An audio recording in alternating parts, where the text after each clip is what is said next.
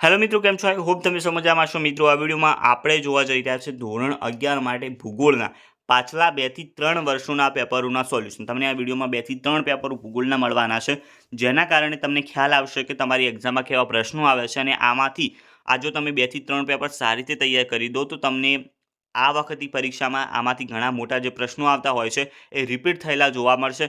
તો પેપરના જે પ્રશ્નો અહીંયા આપવામાં આવે છે સારી રીતે તૈયાર કરી દેજો, અને એ પ્રશ્ન કયા પાઠમાંથી લેવામાં આવે છે એ પણ જોઈ લેજો, કારણ કે એ જ પાઠમાંથી ઘણી બધી વખત કાં તો એ પ્રશ્ન આવે છે, કાં તો એના સિવાય એ જ પાઠનો કોઈ પ્રશ્ન મૂકવામાં આવે છે. તો એ રીતે તમે તૈયારી કરી શકો છો. બાકી જે બ્લુપ્રિન્ટ છે એના ઉપર ધ્યાન ન આપતા, કારણ કે બ્લુપ્રિન્ટ બદલાતી રહે છે અને એમાંય અલગ અલગ જિલ્લામાં અલગ અલગ પેપર તમારે નીકળતા હોય છે ધોરણ 11 માટે. તો બ્લુપ્રિન્ટ ઉપર બિલકુલ ધ્યાન ન આપતા, તમારું ફોકસ પ્રશ્નો ઉપર હોવું જોઈએ અને પ્રશ્નો તમારે સારી રીતે તૈયાર કરી લેવાના છે. ચેનલ ઉપર ન હોય તો એક વખત ચેનલ સબસ્ક્રાઇબ કરી દેજો, અને ચેનલ ઉપર જઈ એક વખત તમે જોઈ શકો છો કે બધા જ વિષયનું આ રીતનું મટીરિયલ તમને આપેલું છે. તો એ તમામ વિડીયોઝ જોઈ શકો છો, તૈયારી કરી શકો છો અને વધુ માર્ક્સ મળી શકો છો. પરંતુ એના માટે ચેનલ સબસ્ક્રાઇબ કરવી પડશે અને તમારા મિત્રોને આ વિડીયો શેર કરવો પડશે. તો ચાલો આપણે પહેલું પેપર જોઈ લઈએ. વિભાગ નંબર એ થી શરૂઆત કરીશું. વિભાગ નંબર 1, જેમાં પહેલા વિકલ્પો છે. મહાન ભૂગોળવિદ કાર્લ રીડર કયા દેશના હતા? તો જર્મનીના.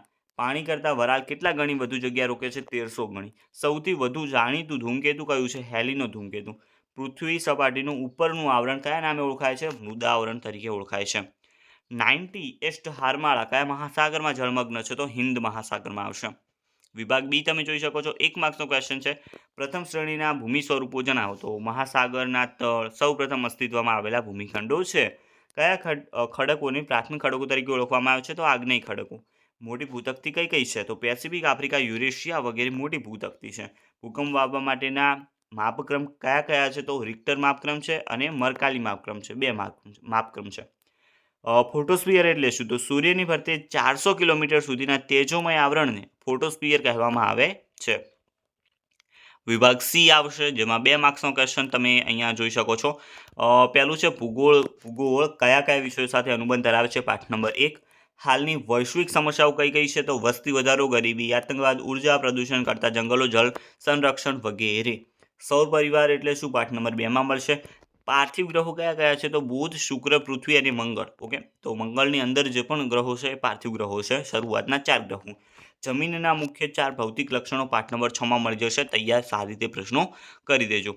વિભાગ ડી તમે જોઈ શકો છો, જે છે 3 માર્ક્સના પ્રશ્નોમાં. તો ભૂગોળનું મહત્વ વિશે ટૂંક નોંધ લખવાની છે. પાઠ નંબર 1. સૂર્ય વિશે ટૂંક નોંધ લખવાની છે. પાઠ નંબર 2. ભૂકંપની વિનાશક અસર. પાઠ નંબર 4. ભૂતકતી એટલે શું અને મુખ્ય ભૂતકતીઓ કઈ કઈ છે? પાઠ નંબર 5. જમીનના પ્રકારો પાઠ નંબર 6 માં તમને મળી જશે. વિભાગ ઈ 4 માર્ક્સના પ્રશ્નો, જે મોટા પ્રશ્નો છે, આ તો તૈયાર કરવાના જ છે, કારણ કે ઘણી બધી વખત આમાંથી રિપીટ થયેલા તમને જોવા મળશે.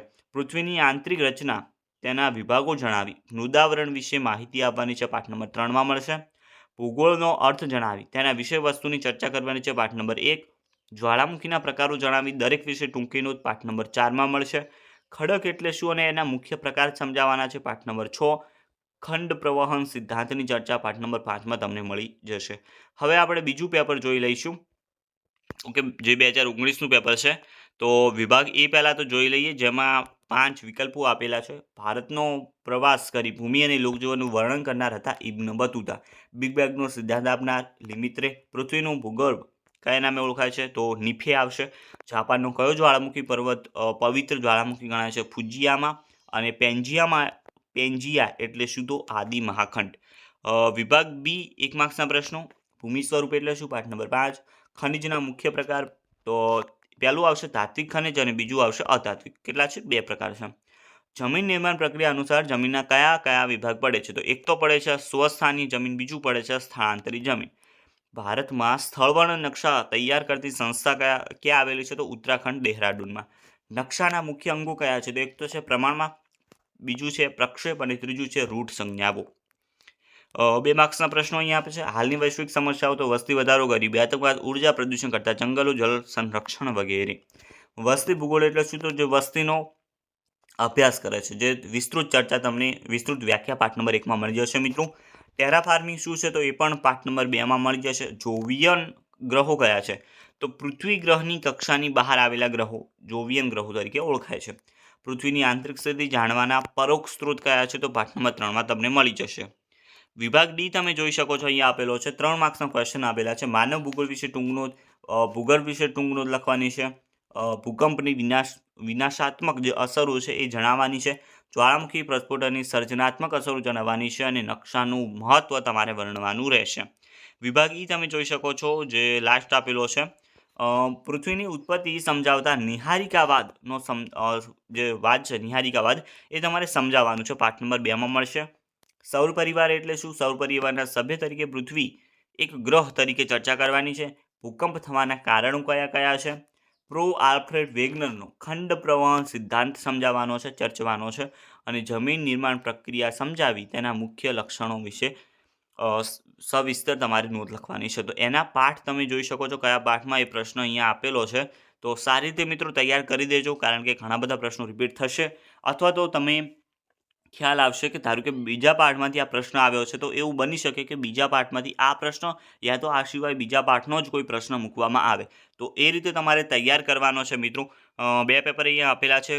ઓકે, તો સારી રીતે તૈયાર કરી દેજો. બાકી બીજા વિષયના પણ આ જ રીતના વિડીયો ચેનલ ઉપર આપેલા છે, તો એક વખત ચેનલ ઉપર જઈ શકો છો, અથવા તો ડિસ્ક્રિપ્શનમાં વિડીયોઝ તમે જોઈ શકો છો. ચેનલ સબસ્ક્રાઈબ કરી દેજો. મળીશું નવા વિડીયોમાં. ત્યાં સુધી ગુડ બાય.